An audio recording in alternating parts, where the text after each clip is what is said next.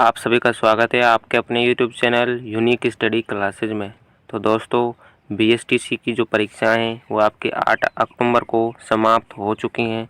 इसके साथ ही बीएसटीसी का जो रिज़ल्ट है आपका जो जल्द से जल्द, जैसा कि मैंने आपको पहले बताया था, यानी 4 नवंबर को आपका जो रिज़ल्ट है वो आ जाएगा। तो अब बात कर लेते हैं कि आगे जो प्रोसेस है वो क्या होने वाली है। यानी आपने जो है पूरी साल जो मेहनत की 2022 में, आपको हो सकता वो रिज़ल्ट भी जो है आपका अच्छा आया, लेकिन जो डॉक्यूमेंट होते हैं, हर साल जो हज़ारों अभ्यर्थी जो होते हैं बीएसटीसी के, वह डॉक्यूमेंट की वजह से उनको कॉलेज नहीं मिल पाती। तो दोस्तों, आपके पास जो है अभी टाइम है, यानी अभी आपके पास 1 महीना तो अभी है आपके पास डॉक्यूमेंट वेरिफिकेशन के लिए। तो 1 महीने में यदि आप डॉक्यूमेंट जो हैं आपके पास रेडी नहीं है, उनको आप रेडी करवा सकते हैं। साथ ही कौन कौन से जो डॉक्यूमेंट हैं वो आपको आवश्यक होंगे कॉलेज में, उनके आज की इस वीडियो में हम बात करने वाले हैं। तो दोस्तों, तो सबसे पहले जो है, यदि आप चैनल पर नए आए तो चैनल को सब्सक्राइब कर लीजिए। जो भी अपडेट होगी या कोई डॉक्यूमेंट इस साल अपडेट होता है तो सबसे पहले आपको इसी चैनल पर जानकारी दे दी जाएगी। तो सबसे पहले आप चैनल से ज़रूर जुड़ जाइए दोस्तों। तो दोस्तों, जो पहला डॉक्यूमेंट है आपका बीएसटीसी के लिए डॉक्यूमेंट वेरिफिकेशन के लिए, हुआ आपका है आवेदन पत्र, यानी जो एप्लीकेशन लेटर जिसको बोला जाता है। आवेदन पत्र क्या होता है? तो दोस्तों, जब आपने बीएसटीसी के लिए अप्लाई किया था 2022 के लिए, तो आपको ई मित्र से या जहाँ से भी आपने अप्लाई किया था उसने आपको एक फ़ोटो कॉपी दी होगी उसकी। उस पर आपके कुछ आवेदन नंबर लिख रहे होंगे, एप्लीकेशन नंबर जिनको हम बोलते हैं, तो उसको वो होता है आपका आवेदन पत्र। ये होता है इम्पोर्टेंट जो है डॉक्यूमेंट है। इसको आप अवश्य, यदि आपके पास नहीं है तो आपको करना क्या है, तो आपने जो मोबाइल नंबर दिए थे वो आपको मोबाइल नंबर लेने हैं। साथ ही जो पासवर्ड या तो आपने बनाया था या फिर ई मित्र वाले ने बनाया था, तो उसको लेकर आपको ई मित्र पर जाना है। वह आपको इसको दोबारा से निकाल कर दे देगा। तो दोस्तों, ये पहला डॉक्यूमेंट है, इसको आपको नेसेसरी है आपके लिए, तो इसको ज़रूर अभी से आपको अपने पास रख लेना है। दूसरा जो डॉक्यूमेंट है दोस्तों, वह है आपका आधार कार्ड। यानी आधार कार्ड में आपको करना क्या है? आपको करना यह है कि पहले आपकी जो मार्कशीट है और आधार कार्ड में आपका जो नेम है और आपकी जो डेट ऑफ बर्थ है, यानी जो जन्मदिन है, उसको आपको दोनों में जो है समान होना चाहिए। ये नहीं होना चाहिए कि आधार कार्ड में कुछ अलग है और मार्कशीट में कुछ अलग है। यदि अलग है तो आपको करना क्या है? करने के लिए आपको सबसे पहले आपके जो नज़दीकी जो आधार केंद्र है उस पर आपको जाना है। जाने के बाद आपसे वो 50 रुपये लेगा। उससे आप जो है अपनी मार्कशीट को लेकर जाना है, यानी जो डेट ऑफ बर्थ आपकी मार्कशीट में है वो आपके आधार कार्ड में हो जाएगी। तो ये आप सिंपल हो जाएगी। इसमें आपको 20 से 22 दिन लगते हैं, तो इसको आप अभी से करा लीजिए ताकि जो आपके डॉक्यूमेंट वेरिफिकेशन हो तब आपको आवश्यकता हो तो आपको जब भी मिल जाए। यानी 20 से 22 दिन इसमें कम से कम लगते हैं, ज़्यादा से ज़्यादा आपको 30 दिन भी लग सकते हैं। तो आप इसको अभी से करा लीजिए। तीसरा जो डॉक्यूमेंट इम्पोर्टेंट है वो आपकी है 10+12वीं की मार्कशीट। यानी दोनों जो बोर्ड क्लासेज हैं 10वीं और 12वीं की जो है, आपके पास मार्कशीट होनी चाहिए। और ओरिजिनल भी आपको दिखाएंगे, यानी ओरिजिनल भी आपसे मांग सकते हैं, तो आपके पास ओरिजिनल होनी चाहिए।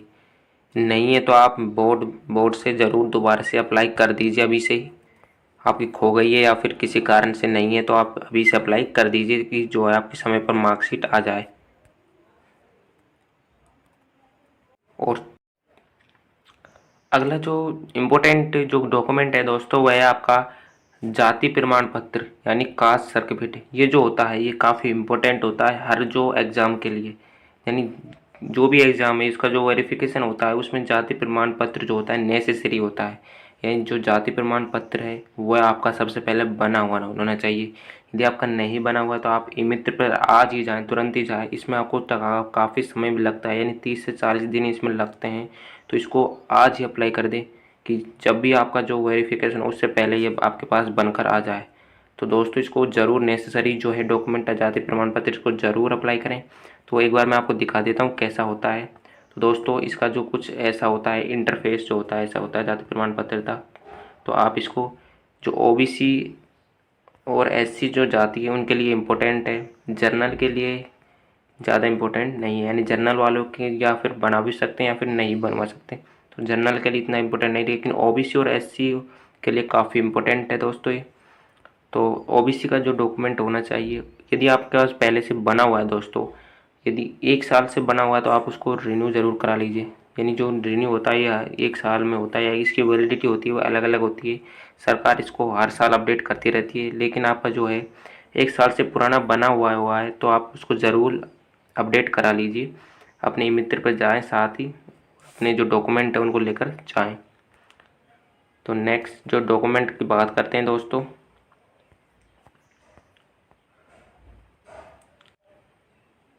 नेक्स्ट जो डॉक्यूमेंट है दोस्तों वह है आपका मूल निवास पत्र यानी बेसिक एड्रेस प्रूफ।